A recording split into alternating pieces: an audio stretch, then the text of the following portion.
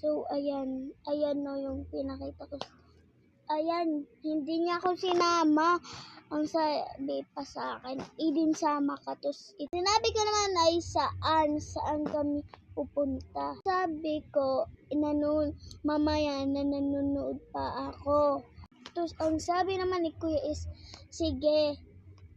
Tapos guys, hindi ko alam na pupunta pala siya ng Jollibee. Sabi ko, ay tapos na pala ako manood kasi sasama ko. Ang sinabi sa akin ni Kuya, wag na be.